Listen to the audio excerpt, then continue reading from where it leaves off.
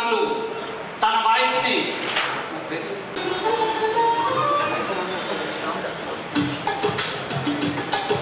అనేక పరిశోధనలు జరిగిన అనేక ఉద్యమాలు జరిగిన తన పేపర్లో ఎప్పటికప్పుడు ఈ జిల్లాలో అగ్రభాగాన వాటికి ప్రాధాన్యం ఇస్తూ పత్రిక ఎడిటర్ బైసా రామదాస్ గారిని వేదిక మీదకి రావాల్సిందిగా కోరుతున్నాను.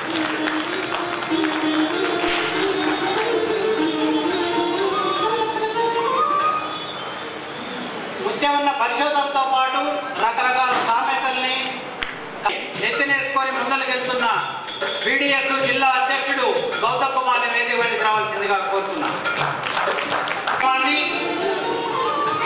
సిపిఐఎంఎల్ న్యూ డెమోక్రసీ జిల్లా కార్యదర్శి ఆకుల బాబాయ్ గారిని కొనసాగించాల్సిందిగా కోరుతున్నాను.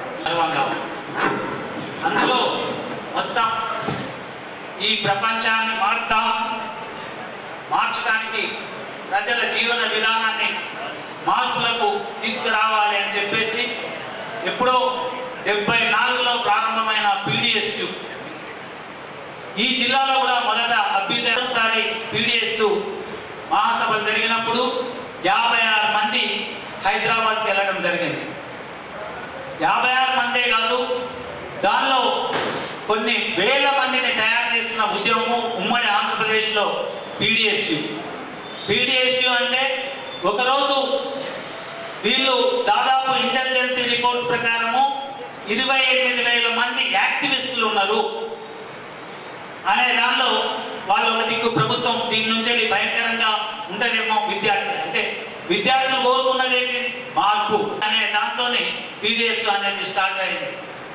ఆ పీడిఎస్ లో ఇక్కడ గ్రామీణ ప్రాంతం రైతులు వ్యవసాయ కూలీల పిల్లలే కాకుండా ఐఏఎస్ ఐపీఎస్ లేదా బాగా ఉన్నత విద్యలో చదివిన ఎందరో మంది పిల్లల్ని ఆనాడు పీడిఎస్ లో జాయిన్ కావడం జరిగింది. యూనివర్సిటీలో ఎందరో మంది చాలా మేధావులు, చాలా మంచి మంచి చదువులు ఉండి కూడా జార్జి లాంటి అంటే పీడిఎస్ కన్నా ముందు జార్జి ఈ ఉద్యమానికి నాయకత్వం వహించడం జరిగింది. అటువంటి ఉద్యమంలో కామ్రేడ్ ముత్యం ఇక్కడ డిగ్రీ వరకు కూడా పీడిఎస్ తోని కానీ లేకపోతే వామపక్ష ఉద్యమాలతో ఎలాంటి సంబంధాలు లేవు. కానీ యూనివర్సిటీ పోయిన తర్వాత యూనివర్సిటీలో పీడిఎస్ను తయారు చేయడం కానీ పీడిఎస్లో దాన్ని మెడికల్ లాంటి అంటే కొన్ని కాలేజీలలో వందలాది మందిని నాయకత్వానికి తీసుకురావడంలో ముత్యంపైది కీలక పాత్ర ఉంటుంది అని చెప్పేసి తర్వాత వచ్చేసరికి అంటే మిత్రులందరితో మాట్లాడినప్పుడు ఒక కీలక పాత్ర ఉంది అనేదాన్ని ఉంది. అదే కాకుండా ఎన్నో అంటే ఇప్పుడు శ్రీకాకుళం మూమెంట్, ఎందుకు శ్రీకాకుళం మూమెంట్ వచ్చింది, దానికి సంబంధించిన ఏమిటి అని చెప్పేసి దాని మీద పరిశోధన చేస్తూనే స్వాతంత్ర పోరాటంలో ఆనాడు రైతు ఉద్యమానికి నాయకత్వం వహించిన నాయకులు ఎవరు, వాళ్ళందరి ప్రోద్బలంతోనే శ్రీకాకుళం మూమెంట్ అనేది రావడం జరిగింది అని చెప్పేసి దాని మీద ఒక సాహిత్యాన్ని దాన్ని స్టడీ చేస్తూ జీవితాలలో మార్పు తీసుకురావడానికి జరిగిన ఒక పోరాటం అది. ఇంకో దిక్కు కింది వర్గాల అట్టడుగు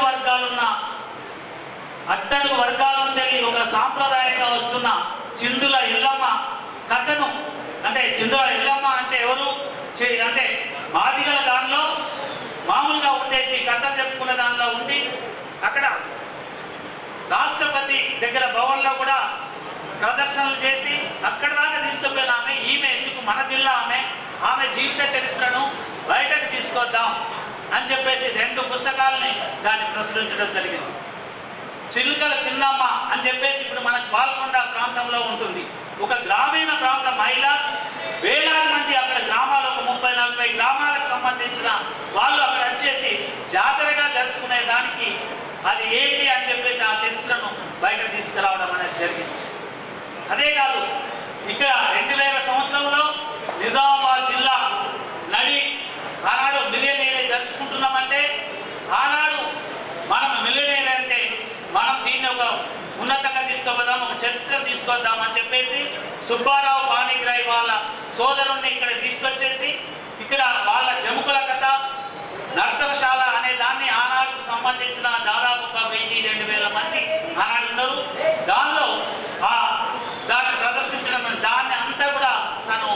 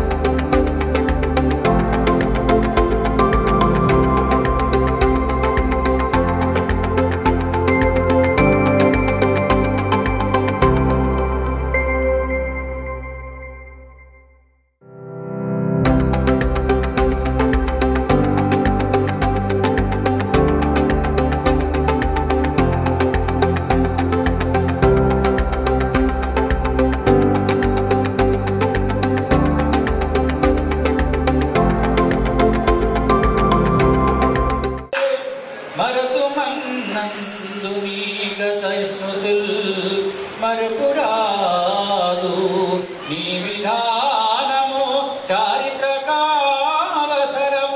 విప్లవ పదాన అది సదా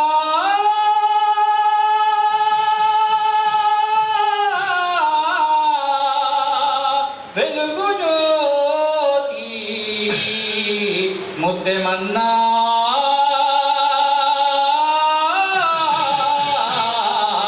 అంజలి గటిల్చి పాడదని శ్రమిక వేద చరిత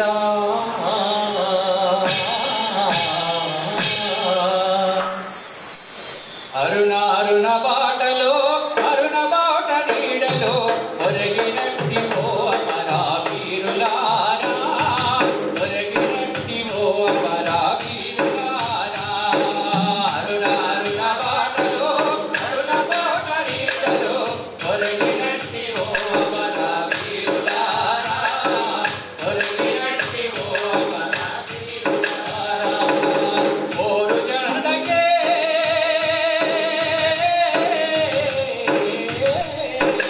ఓరు జనకే అన్నె తెచ్చిన శూరులార ఓరు జనకే అన్నె తెచ్చిన శూరులార అందుకొండి మా విప్లవ జోహారు మీరందుకొండి మా విప్లవ జోహారు అరుణ అరుణ బాటలో అరుణ బాట నీడలో ఒరిగినట్టి ఓ అమర వీరులారా ఒరిగినట్టి ఓ అమర వీరులారా ఈ త్యాగాల పల్లకిని మోసెపోయినం ఈ ఆశయాల ఎర్ర జెండ మేము పట్టెదం ఈ త్యాగాల పల్లకిని మోసెపోయినం ఈ ఆశయాల ఎర్ర జెండ మేము పట్టెదం మా కొన్నెత్తురు చమురుగా పోసుకొని ఈ ఆశయాల దీపాన్ని వెలిగిస్తాము ఈ ఆశయాల దీపాన్ని వెలిగిస్తాము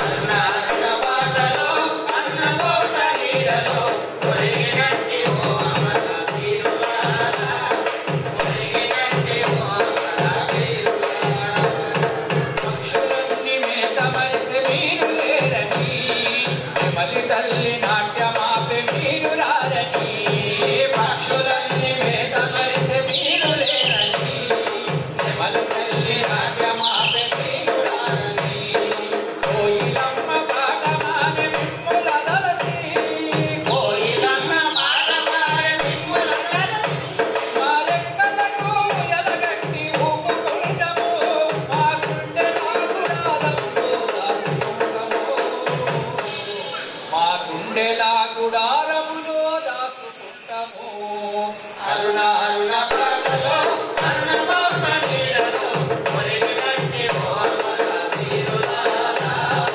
ఒరిగినట్టి ఓ అమర వీరులారా ముందు పోదురా ఈ త్యాగాలకు వెలవేము కట్టలేమురా ఈ త్యాగాలకు వెలవేము కట్టలేమురా అన్నయ్య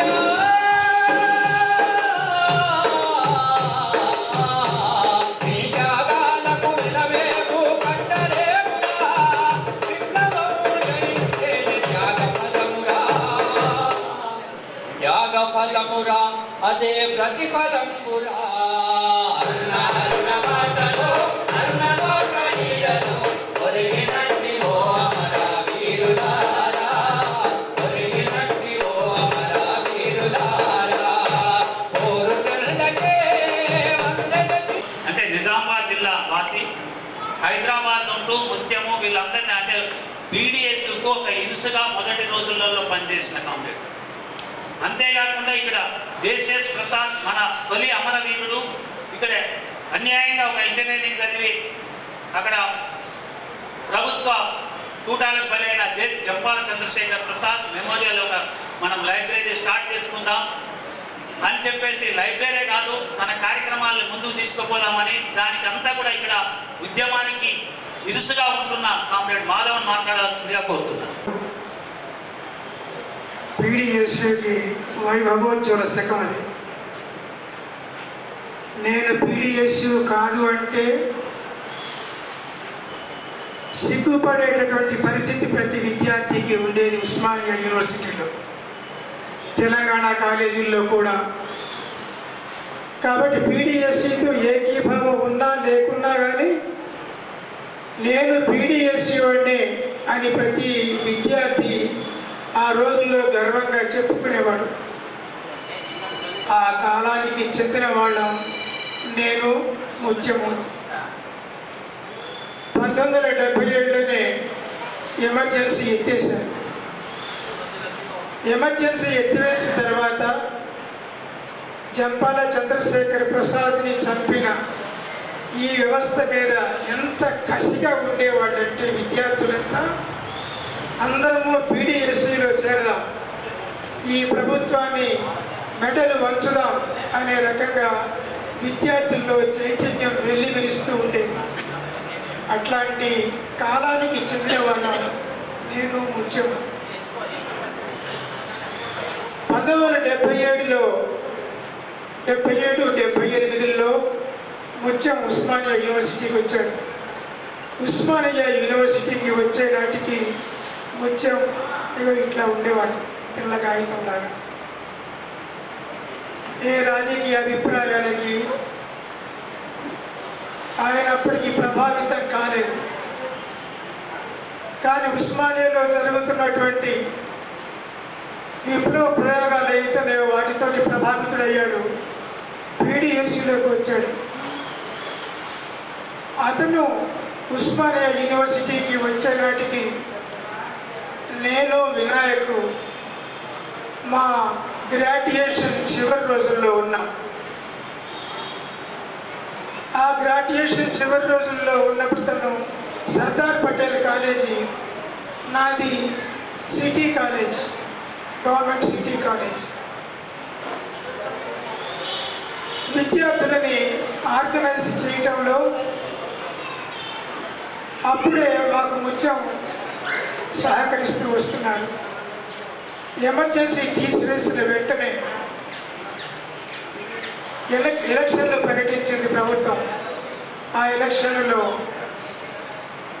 పాతపట్నం నియోజకవర్గం నుంచి వారణాసి నారాయణరావు అనే కార్యకర్తని పార్టీ అభ్యర్థిగా నిలిపింది. సత్తుపల్లిలో జలగం వెంకటరావు మీద కాళోజీ నారాయణరావు గారు పోటీ చేస్తున్నాడు.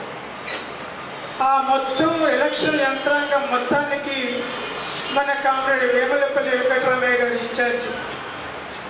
మా అందరికీ ఉండేది సత్తుపల్లి పోవాలి, ఎందుకంటే మీడియా మాయా మీరు పార్టీ నుంచి వెళ్ళి నాన్నకు తోడుగా ఒక వ్యక్తిని పంపిస్తే బాగుంటుంది అని చెప్పేసి ఆ ఘటన జరిగే ముందు ఒక 20 రోజులు, నెల రోజుల ముందు చెప్పడం జరిగింది. చెప్తే వెంటనే నేను, భూమన్న, ఎర్రన్న, ఇంకో కార్యకర్తను తీసుకొని అక్కడికి వెళ్ళడం జరిగింది. మొత్తం బయటలో ఒక గంటన్నర చెప్పేసి వచ్చినాము. కానీ అది ఆ కాంప్లెక్స్ కొద్దిగా ఆరోగ్యము అనారోగ్యంతో 4 రోజులనే వచ్చాము. దాని తర్వాత పీడిఎస్ నుంచి ఏమన్నా పంపించాలి అనేది అనుకున్నప్పుడు అప్పుడే పీడిఎస్ రాష్ట్ర క్లాసులు జరుగుతున్నాయి, మేము పంపిస్తాం, ఒక 4-5 రోజులలో, వారం రోజులు 10 రోజులు ఉంటామని అన్నాం. కానీ అది పంపించలేకపోయినాం. అందులో ఈ ఘటన అనేది జరిగింది. అంటే పార్టీగా ఒక కార్యకర్తను కాపాడుకోవడానికి వాళ్ళ కుటుంబమే కాదు, మన కార్యకర్తలు కూడా అందరం కూడా ఎట్లా ఉండాలి అనే దానిలో మనం అక్కడ దాన్ని పరిపూర్తి చేయలేకపోయాము. ఇప్పుడు ప్రత్యూష జామిని ముత్యం గారి కూతురు 2 నిమిషాలు మాట్లాడవలసిందిగా మీ ముందు అంతా చాలా చిన్న నాకు అంతా తెలీదు, క్షమించండి మేము తప్పు చెప్తే. కానీ మీరందరూ నాన్నకు దోస్తాగా లేకపోతే మా నాన్నతో కలిసి పని చేశారు, నాన్న బుక్స్ చదివారు, అలా మీకు నాన్న తెలుసు, లేకపోతే నాన్నతో పని చేస్తాను. నేను ఆయన అంటే ఆయన నన్ను అన్నాడు, ఆయన దగ్గర నేను ఉన్నాను, ఆయన నేను చూసుకున్నాను. అంటే ఆ సంబంధం ఇంకా వేరుగుంది. నేను ఆయన చూశాను, ఆయన ఎంత కష్టపడ్డాడు. ఆయన ఒక్కొక్క బుక్ తీయాలంటే 10 ఏళ్ళు 6 ఏళ్ళు కష్టపడి మాతో దూరం ఉండి ఒక బుక్ తీసేవాడు. విజయన్ ఉన్నాడు, నాన్న హెల్త్ బాగాలేనప్పుడు కూడా ఆయన వచ్చేవాడు, ఏటీపీ చేసేవాడు. నాన్న రాయలేనప్పుడు కూడా పేపర్ నాన్న ఇవి ప్రింట్అవుట్ పంపించారుగా, ప్రింట్ తీసుకొనిరా, నేను కరెక్ట్ చేసి మళ్ళీ నీకు ఇస్తాను అని. పని చెయ్యట్లేదు ఆయన. ఇలా ఇలా ఇలా అయినా కానీ అది లైన్ దిద్ది ఎలానో కష్టంగా రాసి ఇక్కడ కరెక్ట్ చేయాలిరా అన్నాడు. బెడ్ రెస్టెడ్ ఉన్నా కానీ 4 పుస్తకాలు తీసి రాయలేడు ఆయన. పని చేయదు, కానీ బుద్ధి పని చేస్తుంది కదా రా, నేను రాస్తాను అన్నాడు. డాక్టర్ అన్నాడు, మీరు ఇంకా చదవకండి, చదువుతూ మీ బుద్ధి పాడైతుందంటే దీనికన్నా మంచి నేను చచ్చిపోతాను, నేను చదవకపోతే బతకలేను అన్నాడు.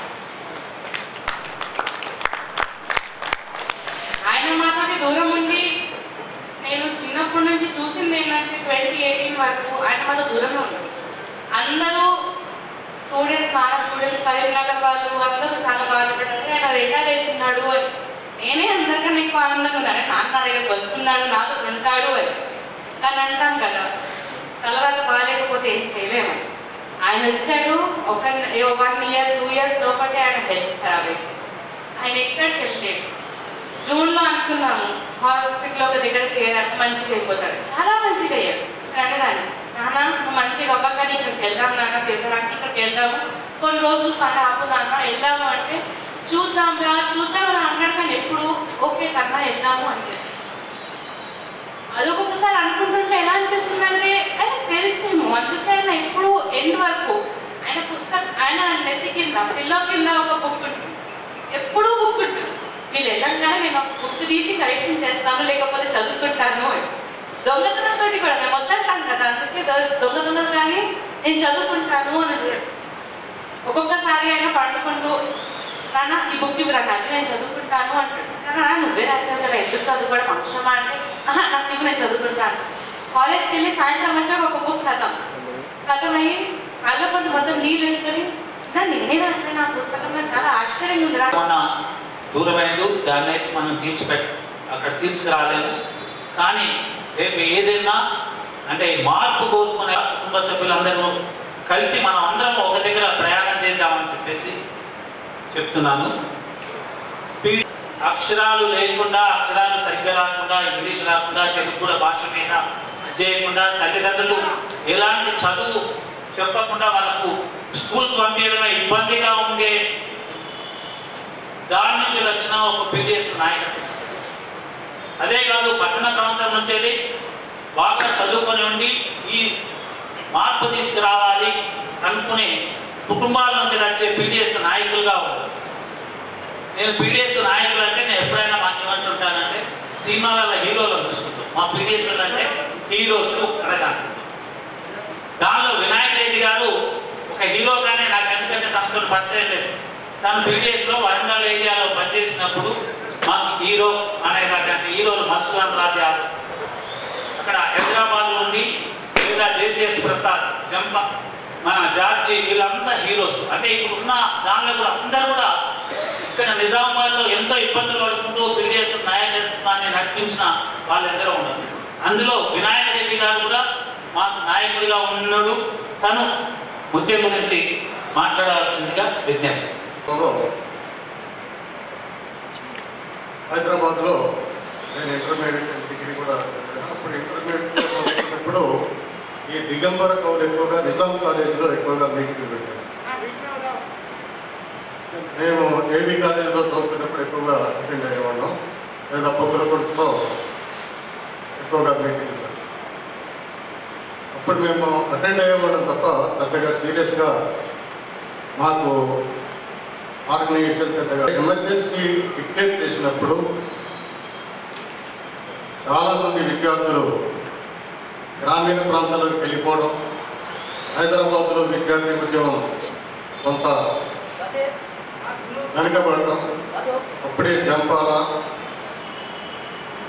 ప్రభుత్వ ప్రాథమిక విధానానికి హత్య గురి కాబడటం, ఇవన్నీ తర్వాత ఎమర్జెన్సీ వ్యక్తమయ్యగానే పునరుజ్జీవనం పీడిఎస్ని ముందుకు తీసుకుపోవడానికి ఇంతకుముందు మాధవరావు గారు చెప్పినట్టు అప్పుడు మేము డిగ్రీలో ఉన్నా కానీ ప్రతి ఉస్మానియాలో జరిగే ప్రతి ఇన్సిడెంట్కి కూడా మా ఎస్పీ కాలేజ్ నుంచి మొత్తం ఒక బ్యాచ్ ఎప్పుడు వస్తుంది. అంటే అప్పుడు ఏబీపీల మీద ఫిజికల్గా కొట్లాడటానికి కానీ ఇతరత్ర అన్ని విషయాలకి మేము డిగ్రీ కాలేజీ ఒకసారి ఇంద్రసేనారెడ్డి అని ఇప్పుడు త్రిపుర గవర్నర్, ఆయన మ్యారేజ్ ఫ్యాకల్టీకి అయినప్పుడు హైదరాబాద్లో ఉండే ఆర్ఎస్ఎస్ కార్యకర్తలు ఏపీపీ బృందాలందరూ కూడా పీడిఎస్ కేంద్రమైన ఏ హాస్టల్ 15 రూమ్ నెంబర్ మీద దాడి చేయడం జరిగింది. అప్పుడు మాత్రం చాలా తీవ్రంగా ప్రతిఘటించాలనే విషయంలో అప్పుడు మాధవరావు, నేను అందరూ కూడా ఆ రోజు ఏబీపీ మీద దాడి చేయాలంటే చివరి నిమిషం లోపల పార్టీ సమావేశం చేసిన పెద్దలు నమస్కారం. అబ్బాయి కొద్దిగా ఎక్కువ చెప్పిందేమో అనిపిస్తుంది. నిజంగా సమాజం గురించి ఆలోచించని వాళ్ళు ఒక రకంగా శవాలతో సమానం. ఈ సమాజంలో నాకు తెలిసేద్దామంట స్పీకర్ని కాదు, 2 ముక్కలు మాట్లాడిస్తారు. ఈ సమాజంలో నాకు తెలిసేద్దామంట పీడిత జనాల గురించి ఆలోచించేది కమ్యూనిస్ట్. ప్రధానంగా వాళ్ళు చాలా త్యాగాలు చేసి సర్వం త్యాగాలు చేసేసి ఈ సమాజం కోసం వాళ్ళ పక్షాన పీడిత ప్రజల గురించి చెప్తే బాబాసాహెబ్ అంబేద్కర్ ఆ పీడిత జనాలందరూ కింది కులాలలోనే ఉన్నారు అని చెప్పేసి ఆయన చెప్పారు. ఈ రెండు నా దృష్టిలో రైలు పట్టాలతో సమానం అనిపిస్తుంది. 2 సంకేతాలు తప్పనిసరి సమాజంలో ఉన్న అవకతవకల్ని, అసమానతల్ని, అణచివేతల్ని వీటన్నిటినీ ఎత్తి చూపుతూ వాళ్ళ పక్షాన పోరాడుతున్న వాళ్ళు చాలామంది ఉన్నారు. అలాంటి గొప్ప వాళ్ళలో మిత్రుడు ముత్యం కూడా ఉన్నారు. ముత్యం గురించి నేను చాలా సందర్భాలలో ఎప్పుడూ కలుసుకుందాం అనుకునేవాడు. ఆ మధ్య 3-4 నెలల క్రితం కొంగర్ గారు కలిసినప్పుడు నేను ముత్యం గారు వెళ్ళిపోతున్నాను అంటే, అరే నేను కూడా వస్తా పోయి బైపాస్ సర్జరీ నుంచి నేను కూడా ప్రభుత్వం ఎక్కువ వెళ్తాం, నేను కూడా వస్తాను, చాలా రోజులు అయితే ఆరోగ్యం కాదు, నేను కూడా వచ్చి కలుస్తానని చెప్పేసి ఇద్దరం కలిసి పోయి కలిసినాం. ఆయన చేతులు అంతా ఉన్నాయి. ఇప్పటికే పుస్తకాలు రాస్తున్నారు, ముత్యం సార్ అది ఎట్లా రాస్తున్నారు అని అంటే ఆయన చెప్పిండు, నా గొంతు అయితే ఉన్నది కదా, ఆ గొంతుతోటి మొత్తం కంప్యూటర్లో మొత్తం ఫీడ్ చేస్తున్నాను అని చెప్పేసారు. అప్పుడప్పుడు అదరసారి జ్ఞాపకం వచ్చింది ఎందుకంటే అప్పుడప్పుడు ఇప్పుడు మందలిస్తూ ఉంటాడు, अपडेट है चलो अपडेट का मगर फिर भी अमर है, नाम अभी तक का बंदा है।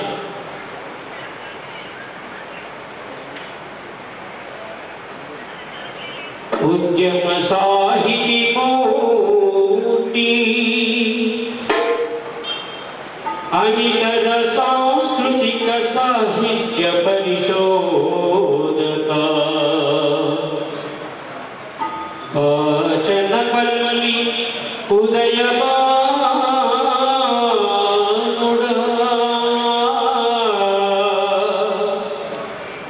निघंटुल किकली पदपट्टिका निघंटुल किकली पदपट्टिका ओ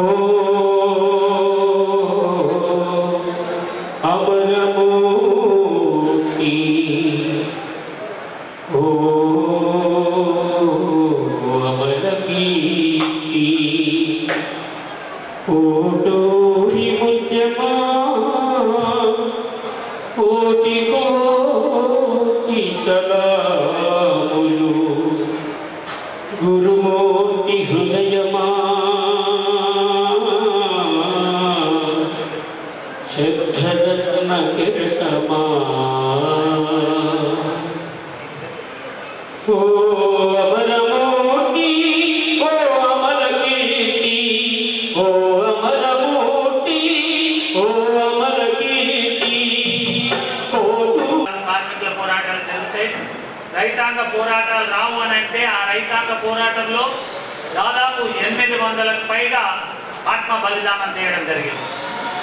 ఆ ఉద్యమాన్ని అంతా అంటే కమ్యూనిస్టు పార్టీలు, రైతు ఉద్యమకారులు ప్రభుత్వాలను కనీసం నినదించకపోతే, అడగకపోతే రావు అని చెప్పేసి ఆ ఉద్యమానికి నాయకత్వం వహించేసి దాన్ని అందరినీ కూడా జోడించి ఆ ఉద్యమానికి నాయకత్వం వహించిన కామ్రేడ్ వెంకటరామయ్య, ఏఐకేఎంఎస్ జాతీయ అధ్యక్షుడు, సిపిఎంఎల్ నాయకులు దాన్ని మాట్లాడవలసిందిగా ఈరోజు అప్పుడే మనందరి ఆత్మీయులు, ఉద్యమ సహచరులు, పరిశోధన చేసిన చివరి శ్వాస వరకు తాను నమ్మిన సిద్ధాంతాన్ని పట్టుబడి తన వృత్తి ప్రవృత్తి పరిశోధనగా తుది శ్వాస వరకు కొనసాగించినటువంటి అమరమూర్తి కామ్రేడ్ ముత్యం గారి గురించి సోదాహరణగా చారిత్రక క్రమాన్ని మాధవరావు గారు వివరించారు. నేను నా వంతుగా ముత్యం గారి జీవితాన్ని ఎలా చూడాలి, ఆయన నిర్వహించినటువంటి పాత్రను ఎలా అంచనా వేసుకోవాలి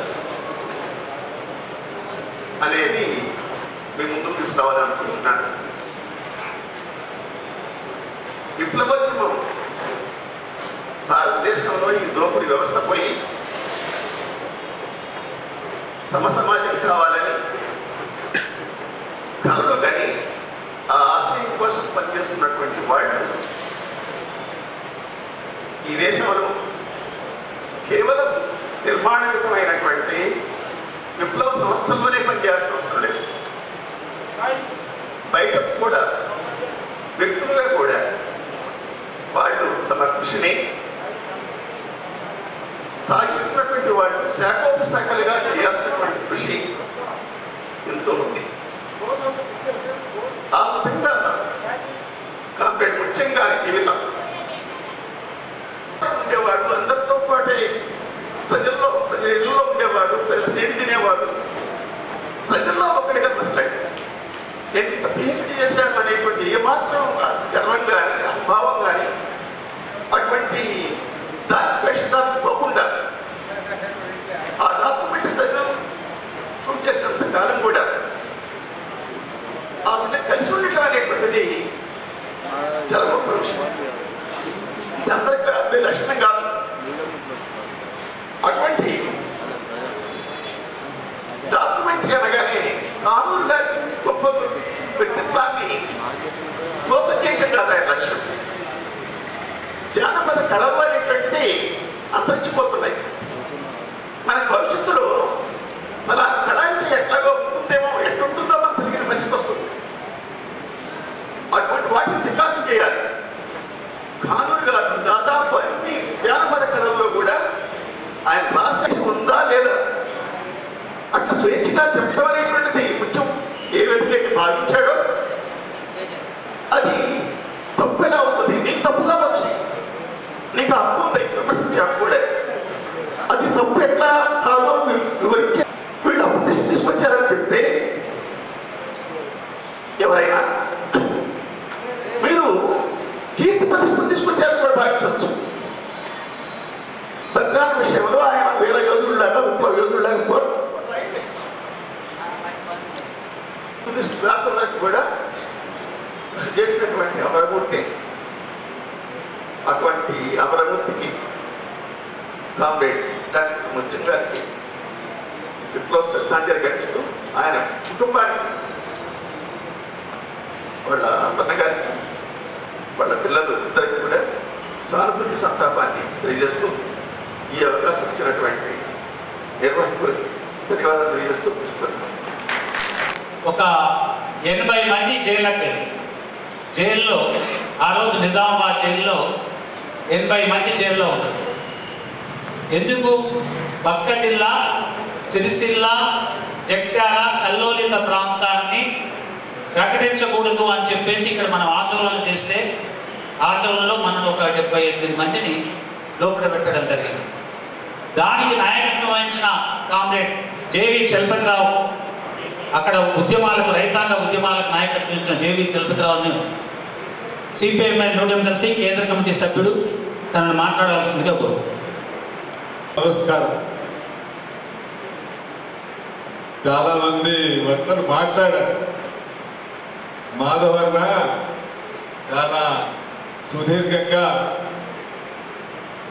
మిత్రుడు, సహచరుడు డాక్టర్ ముత్యం గారి గురించి మనకు పరిచయం చేశారు.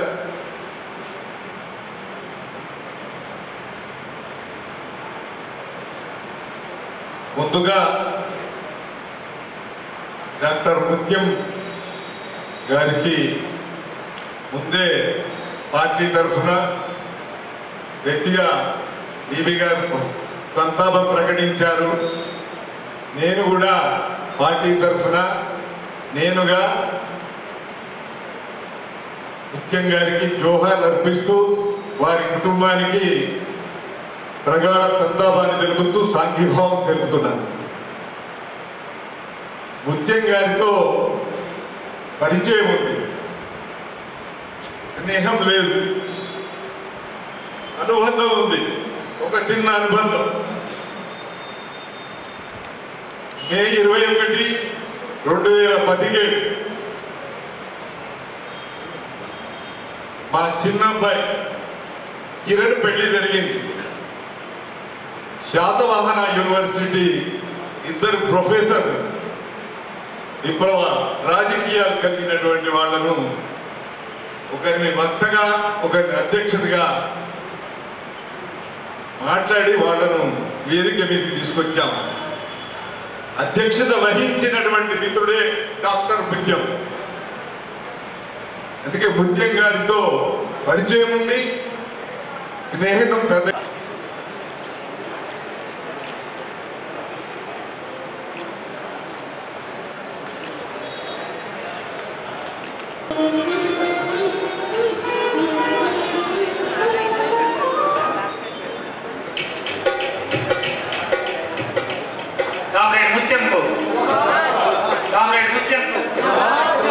కామ్రేడ్ ముత్యంకు మిత్రులారా, ఇంకొక 5 మీకు నేను కృతజ్ఞతలు చెప్తున్నాను. నేను ఈ మిత్రునికి దోహలో ముందుగా అర్పిద్దామని ఏమంత సమయమైందని వెళ్ళిపోయావు మిత్రమా, పగలైతే పట్టుకుంటారని అర్ధరాత్రి వేళ అంతర్ధానమయ్యావు. ఎన్ని సూర్యుగుండాలో ఎన్ని తుఫాన్లో ఎరగకపోతిమి నీ చివరి గడియల్లో. మనసు శోభిస్తున్నది, మాట రాకున్నది. బుద్ధి తెలిసిన నుండి కలిసి తిరిగామే, వెన్నంటి ఉండి వెన్ను పూసవైనావు. కలం పట్టించి నీకు శిరవై వెలిసావు. సమాజ మార్పుకై కృషి సల్పమన్నావు, మమత ప్రేమలతో మసలుపమన్నావు. తల్ల గిల్లుతుంది తన తనయుడు ఏగని బాటంపల్లి బావు అంటూ అచ్చట్లు ముచ్చట్లు మన మధ్య తప్పట్లు నింగి నేల చూస్తూ గడిపిన మనము ప్రశ్నిస్తూ ఉన్నది ప్రకృతి నేడు నీ తోడు ఏదని, నీ నీడ లేదని.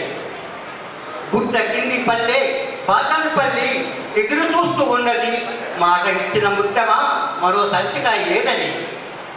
మాటు చాటు లేని మన స్నేహబంధం ఓ రెప్పతగిన పక్షిల రపరప కొట్టుకుంటుంది. నీవు లేవన్నా నిజము నిప్పు రవ్వై కూర్చుంది.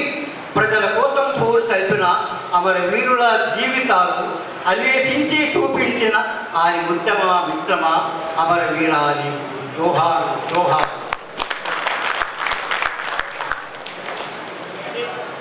తర్వాత డిగ్రీ సమయంలో కూడా నిజామాబాద్ రావడము, మేము అక్కడికి మా స్వగ్రామంలో వెళ్ళిపోవడం జరిగింది.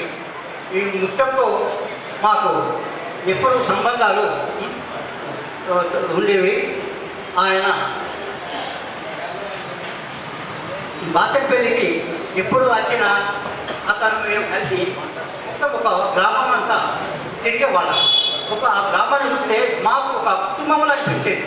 మా ఇద్దరం కలిసి మేము వారం తిరుగుతూ గ్రామం గురించి, ప్రజల జీవితాల గురించి, గతంలో ఎలా ఉండేవారు, ఇప్పుడు ప్రస్తుతం ఎలా ఉంది, ఏదైనా మార్పులు జరుగుతున్నాయని దాంట్లో పరిశోధన దృక్పథంతో మేము ప్రయాణించే వాళ్ళం.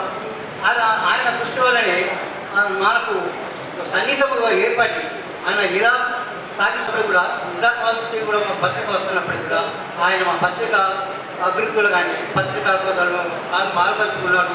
మాకు ఇక్కడ ఈ నిజామాబాద్లో కానీ హైదరాబాద్లో కానీ స్నేహితుల దగ్గరికి తీసుకెళ్తూ అందరినీ కలుపుకోతానని చేసేవాడు. చాలా దగ్గర కూడా ఆయన కార్యక్రమాలకు రమ్మని చెప్పినా కూడా కొన్ని మాకు పత్రికా ఇబ్బందుల వల్ల సమయం అనుకూలత లేకపోవడం వల్ల కూడా మేము తిరగలేకపోయామనుకో. ఆయన వీటి చాలా సన్నిహితంగా మేము తిరగలం. ఆయన చూపిన బాటనే మేము ఎంచుకుంటున్నాం. ఆయన ఒక్కొక్క వ్యక్తి ఆయనతో మాట్లాడితే ఆ వ్యక్తి అనుకుంటున్నా ఇది నా మిత్రుడే, నా సొంతమే అనుకునే భావనలో ఉండేవాడు. కానీ అలాగే ఎందరితో స్నేహం చేసినా అందరూ అలాగే అనుకున్నారు. ఆయన బంధము అలాంటిది. ఆయన పుస్తక రచన విషయాలు కూడా మా ఊరి ప్రజలని కొంతమందిని సీనియర్లను కూడా గజ్జల అనుకులు వాళ్ళని మా ఊరిలో నాటకాలు సాంస్కృతిక ఎలా సాగుతున్నది, ఎలా ఉండాలనేది అనుకుంటుగా ఆలోచించుకుంటూ కుక్కలు దిగుతూ అక్కడ మేము చెట్టు సేవల మధ్య కూడా మేము తిరిగి తల్లిదండ్రులతో చర్చించుకునే వాళ్ళం. ఆ పుస్తకానికి మొదటి కాబట్టి ఆలోచన పల్లెటూరు నుంచి వచ్చాయి కాబట్టి ఆ ఆలోచనలు వేరే ఉన్నాయి. తర్వాత డిగ్రీలో కూడా నేను బీకామ్లో ఉన్నాను, తన బీఎస్సీలో ఉన్నాను. మామూలుగా క్లాస్లో కలిసినప్పుడు మాట్లాడుకోవడం చేయడం అంత క్లోజ్ లేదు. తర్వాత క్యాంపస్కి వెళ్ళినప్పుడు ఆయన 78లో వెళ్ళారు, నేను 81లో క్యాంపస్కి వెళ్ళాను. అప్పుడు వెళ్ళినప్పుడు ఆ రూమ్లో 19లో ఒక 1 month మనకు రూమ్ అలాంటి వరకు తన ఆదిత్యం ఇచ్చి క్యాంపస్ విషయాలు చెప్పడం చేయడం అన్నీ చేశారు. తర్వాత నేను ఆర్కాలజీలో చేరాను. ఉద్యమం ప్రెసిడెంట్గా పోటీ చేసినప్పుడు నేను క్లాస్ సిఆర్గా పోటీ చేయమంటే క్లాస్ సిఆర్గా పోటీ చేసి నేను గెలిచాను. ఉద్యమం అంతకుముందే క్యాంపస్లో ఉండటం వల్ల అందరితో పరిచయాలు ఉండటం వల్ల ఆ సంవత్సరము పీడిఎస్ ప్రెసిడెంట్గా ముందుకు గెలిచారు అత్యధిక మెజార్టీతో. అంత మెజార్టీ వేరే ఎవరికి రాలేదు. తర్వాత జనరల్ సెక్రటరీగా నా క్లాస్మేట్ అందరూ ఏఎస్ఎఫ్ నుంచి గెలిచారు. తర్వాత ఎస్ఎఫ్ఐ నుంచి జాయింట్ సెక్రటరీ గెలిచారు. ఏబీపీ నుంచి వైస్ ప్రెసిడెంట్గా గెలిచారు ఒకటి. తర్వాత కాలేజీ ఫంక్షన్ చేయడానికి అంతకుముందు కాలేజీలో కాంగ్రెస్ లీడర్ యాదవ్ రెడ్డి గెలిచిన తర్వాత అందరినీ ఇబ్బంది పెట్టుకుంటే దాని మీద అప్పుడే ఫైనల్ ఇయర్ రోజున ముఖ్యం మాత్రం కలిసి ఎక్కువ అంటే సపోర్టివ్గా అప్పటికే పార్టీ అంటే విజయ సంకల్పం లేదు. అయినా కూడా మేము చేస్తున్న పోరాటాలు కానీ మేము చేస్తున్నటువంటి ఉద్యమాలు కానీ మేము చేస్తున్న ఎలక్షన్స్లో చేస్తున్నవి కానీ ఇవన్నీ కూడా గమనించే ముఖ్యం మాతో జాయిన్ కావడం జరిగింది. అప్పుడే అతనికి డిగ్రీ కాలేజీలో అంటే గిరాజీ కాలేజీలో పునాది అనేది ఏర్పడ్డారు. అంటే సామాజిక స్పృహ అనేటువంటి తొందరగా అతను మా ఉద్యమాలను మేము చేస్తున్న పోరాటాలను గమనించి అక్కడ పునాది వేసిన తర్వాత యూనివర్సిటీకి వెళ్ళిపోయాడు. యూనివర్సిటీలో కూడా ఆర్ట్స్ కాలేజీలో మేమంతా కూడా ఒకటే హాస్టల్లో ఉండేవాళ్ళము. అప్పుడు ఈ పీడిఎస్ కేంద్రంగా రూమ్ నెంబర్ 15 చాలా కీలకంగా ఉంది. అప్పుడు అతని ద్వారా మేము యూనివర్సిటీకి వెళ్ళి మేము అక్కడ ప్రిపేర్ అవుతున్నప్పుడు కూడా మేము అప్పుడప్పుడే యూనివర్సిటీకి వెళ్ళాము 1980లో. అయితే అతను మాకు పూర్తి సహకారం అందించాడు. మేము ఎక్కడ ఎవరి ఆధారం లేకుండా ఉన్న సమయం లోపల మాకు మెస్ నెంబర్ ఇచ్చి మెస్లో తినిపించి మమ్మల్ని కూడా అతను ఒక ఉద్యమ అంటే సహచరుడుగా అతనితో కలిసి మేము పనిచేయడానికి అతను సహకరించాడు. అక్కడనే అదే అతనితో పాటే మేము అతనికి అంటే మేమంతా కలిసి అంటే పీడిఎస్ ఉద్యమంలో కీలక పాత్ర వహించాం. అతను ఆర్ట్స్ కాలేజ్ ప్రెసిడెంట్గా, అంతకుముందు శ్రీధర్ ప్రెసిడెంట్గా, ముఖ్యం ప్రెసిడెంట్గా, ఆ తర్వాత ప్రభాకర్ రెడ్డి ప్రెసిడెంట్గా ఎన్నుకోవడంలో అంటే మేమంతా కలిసి పనిచేసాము. ఇంకో ముఖ్యమైన సంఘటన ఏంటంటే అప్పుడు ఏబీవీపీకి వామపక్ష ఉద్యమాలు ఆర్ఎస్ పీడిఎస్ ఇటువంటి వాళ్ళకి చక్కగా పోరాటం జరుగుతుండేది, చక్కగా ఉద్యమ ప్రజలు జరుగుతుండేది. ఆ సమయంలో మా మీద దాడి చేయడం జరిగింది. వాళ్ళందరినీ తరిమికొట్టడంలో మేమంతా కూడా నాయకత్వం వహించి దెబ్బలు కూడా తిన్నాము, రక్తం కూడా కారింది. అప్పుడు యాదవ్ రెడ్డి కొట్టడంలో కూడా అంటే అతను చాలా ఉద్యమానికి ఆటంకం కలిగిస్తున్నందుకు యాదవ్ రెడ్డిని మేము దాడి చేయడంలో కూడా కీలక పాత్ర వహించాం. అట్లే సార్ పుస్తకాలు అంత తొందరగా రావడానికి కారణం నేనే. ఇప్పుడు మీ చేతిలో ఉన్న పుస్తకం కూడా అంత తొందరగా రావడానికి కూడా కారణం నేనే. ఎందుకంటే దానికి నేను డీటీపీ చేసి వాళ్ళకు మన బండ మాధవ్ సార్కి తొందరగా పంపించి శ్రీ పిండ సార్తో మాట్లాడి ఇంత తొందర రావడానికి కారణమయ్యాను. సార్ దగ్గర చాలా విషయాలు నేర్చుకున్నాను. నాతో 19వ తారీఖు నాకు చనిపోకుండా ఒకరోజు ముందే నాతో మాట్లాడారు. పౌర్ణ విజయ్ ఎప్పుడు వచ్చినా హైదరాబాద్కి మాట్లాడారు. మాట్లాడిన తర్వాత నెక్స్ట్ డే ఈ విషయం తెలిసింది. నాకు చాలా బాధేసింది. కానీ చాలా విషయాలు నేర్చుకున్నారు. ఇంకోటి అంటే మీ సభ ముఖ్యంగా మన ముత్యాసార్ పుస్తకాలన్నీ మన కూతురైన ప్రత్యూష పేరు మీద కాపీరైట్స్ ఇస్తే బాగుంటుంది సార్. ఇది ఒకటి ఆలోచించాలని నేను మాట్లాడుతూ ముగిస్తున్నాను. విధానాన్ని వెలికి తీస్తాం, మమ్మల్ని సముద్రంలోకి విసిరేస్తే పాతాళంలో దేలాడి వజ్రాలను పట్టుకుంటాం, మరణ యాత్రైన సుదీర్ఘ పోరాట సుగ్నహారంగా ధరిస్తామని ఏర్పడినటువంటి పీడిఎస్ విద్యార్థి సంఘంలో జార్జెట్టి జంపాల వారసత్వాన్ని పురికిపుచ్చుకొని ఉస్మానియా గడ్డ మీద ఆర్ట్స్ కాలేజ్ అధ్యక్షులుగా ఎన్నికైనటువంటి కామ్రేడ్ ముత్యమన్న మనకు దూరం కావడం చాలా బాధాకరం. పీడిఎస్ ఏర్పడ్డ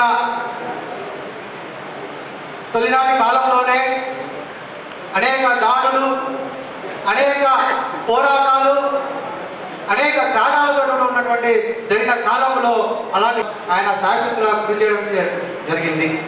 అంతేకాదు పీడిఎస్ ఇందాక వక్త చెప్తున్నారు, ఆయన ఏ సాహిత్యాన్నైనా చాలామంది చూస్తున్నాం డబ్బు కోసమో లేదా పేరు కోసమో లేదా గొప్పతనం కోసమో చేస్తారు, కానీ ముత్యం అలాంటి వాడు కాదు అని, అది అలాంటి వాడు కాకుండా ఉండడానికి తయారు చేసినటువంటి వ్యక్తి సంస్థ ఏదైతే ఉందో అది పీడిఎస్.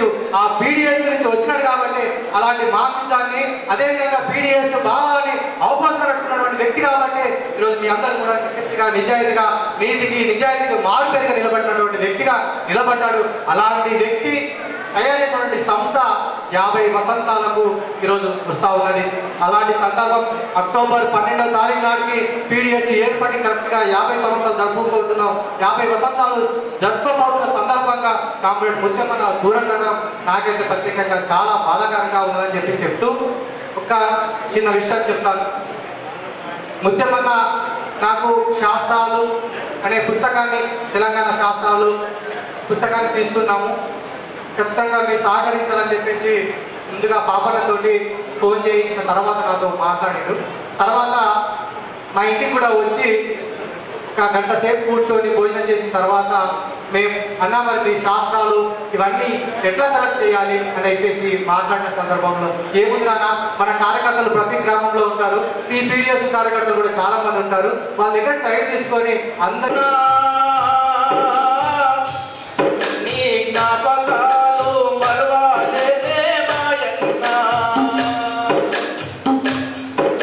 అని నేను ఎందుకు ఆ పాటతో ప్రారంభించానంటే, ముత్యమన్నతో నాకు పరిచయం చాలా తక్కువనే అయినప్పటికీ కూడా మా ఆరుమూరుకు బాల్కొండకు మధ్య శ్రీరాంపూర్ అని ఒక ఊరుంది. ఆ ఊర్లో సిలికల చిన్నమ్మని ఒక గుడి ఉంది.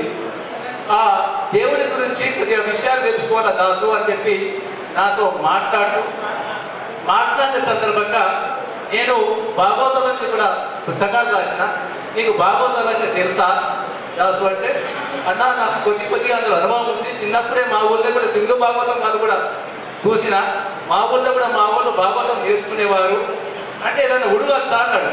వచ్చు అని చెప్పి రాజు వేడాలే సభకు రవి తేజములనగా రాజు వేడాలే సభకు రాజు వేడాలే రవి తేజములనగా ఉరకి తమ్ములు తగతగమె ఉరకి తమ్ములు తగతగమె రాజు వేడాలే సభకు రవి తేజములనగా అని పాట కూడా తనకి వినిపించిన తర్వాత నువ్వు బాగానే ఇంట్రెస్ట్ ఉండవు కదా, పండుగల మీద సామెతల మీద కూడా ఇవన్నీ చాలా ఉన్నాయి. నేను కూడా సామెతలు కూడా తమ చేస్తున్నా దాసు అని బట్టి ఏమి సామెతలు అంటే చాలా విషయాలు చెప్పిండు. ఊళ్ళో ఎటువంటి సామెతలు ఉన్నాయని చెప్పి మాట్లాడుతున్నప్పుడు చదువుకున్నాడు కంటే సాకులన్న మేలే అనే సామెత తిన్నవా అన్నాడు. ఏ వినుడేందంటే పాట ఉందని చెప్పింది నేను. అయ్యానే చదువుకున్నావోనే ముఖ్యమైన కుమార సభకు వచ్చినటువంటి ఆయన ఇతులు సన్నిహితులు శ్రేణులు అభిమానులందరూ కూడా రైతు కూలీ సంఘం తరఫున ధన్యవాదాలు, అభినందనలు తెలియజేస్తున్నాను. ముత్యమన్న ఆయన ఫోటోలో ఉన్నట్టు ఆయన ముత్యంలాగా పలకరింపు, ప్రేమ చాలా బాగుంటుందనేది నేను గ్రహించాను. నాతో మాట్లాడేటప్పుడు కూడా ఇందాక పాపన్న మొదటిసారి చెప్పినప్పుడు ఆయన ఎవరైనా ఒక కార్యకర్త దగ్గర పోలన్నప్పుడు ముందు టైం తీసుకుంటానట. నాతో కూడా ఆ రోజు కూడా నేను బోధనలో ఏఎంఎస్ మీటింగ్లో ఉంటే అంతకుముందు ఒక రోజు చెప్పిండు, మనం కలుద్దాం, కొంత మాట్లాడుకుందాం అని చెప్పేసి. అదే రోజు ఫోన్ చేసిన తర్వాత నేను మర్చిపోయి వచ్చాను. నేను బోధనలో ఉన్న ఏఎంఎస్ సమావేశం జరుగుతుంది అని అంటే, అయ్యో అయినా పర్వాలేదు నేను వస్తున్నా, నిజామాబాద్కి వస్తున్నా, నేను ఉంటానని చెప్పేసి ఇక్కడ నాతో మాట్లాడిన తర్వాత వచ్చిన తర్వాత మధ్యాహ్నం ఫోన్ చేసి, ఉమ్మన్న నేను వచ్చినా, నేను నిజామాబాద్కి వచ్చినా అని చెప్పేసి అన్నాను. అయ్యో నేను వస్తున్నా, లేదే నేను మీ పని చేసుకోగా అంటే ఎక్కడ కూడా ఇతరుల్ని బాధ పెట్టకుండా ప్రేమతోటి పలకరింపు, ఆ నవ్వులో ఆ ముత్యంలాగా కనిపించేది. అది ఆ ప్రేమ గొప్పది. అట్లా ఆ ప్రజల్ని, ఆ కార్యకర్తల్ని తెలుసుకునేటువంటి వాడు, ఎవరికి ఇబ్బంది లేకుండా తన పనిని తాను సాఫీగా ముగించుకొని పోయేటువంటి ఒక తత్వం కలిగినటువంటి ముత్యమైన చాలా గొప్పవాడిగా మనం భావించాలి. దాంతోపాటు ఈ ప్రాంతంలో పాటలు అట్లాగే శాస్త్రాలు సేకరించుకున్నప్పుడు కూడా ఇప్పుడు ఇందాక మాట్లాడిన మిత్రుడు ఆయన శాస్త్రాలు విజయ్ కానీ తను కానీ నాతో వచ్చినప్పుడు మా ఊళ్ళో కూర్చున్నాం. అట్లాగే అక్కడ కూర్చుని భోజనాలు చేసిన తర్వాత అన్నా ఇప్పుడు వాళ్ళు దొరకట్లేదు, వాళ్ళు పండగ పోయింది కదా, కొంత ఆలస్యమైన పర్లేదు పోదాం, అప్పటికే పోదాం మనం అని చెప్పేసి ఎంత ప్రేమ కదా అక్కడ ముఖ్యం మాట్లాడుతున్న తీరును చూస్తుంటే ఇప్పుడు విజయ్ కూడా నవ్వుతుంది. అంత ప్రేమ వాళ్ళిద్దరి మధ్య కానీ, అట్లా సన్నిహితుల దగ్గర మాట్లాడేటప్పుడు కానీ, కలుపుకోలుగా మాట్లాడేటప్పుడు కానీ అట్లాంటి ప్రేమ ఆప్యాయతతో ఉండేటువంటి ముఖ్యం మనకు లేకపోవడం చాలా బాధాకరమైంది. ఆయన రచనలో కానీ, ఆయన చేసినటువంటి సాహిత్యంలో కానీ, రాసిన పుస్తకాల్లో కానీ అనేకం ఉన్నాయి. ఇందాక చిందు భాగవతం నుంచి చాలా మంది పెద్దలు మాట్లాడారు. ఆయన తపన చిందు భాగవతంలో వస్తున్న చిందు ఎల్లమ్మలో ఉన్నటువంటి ఒక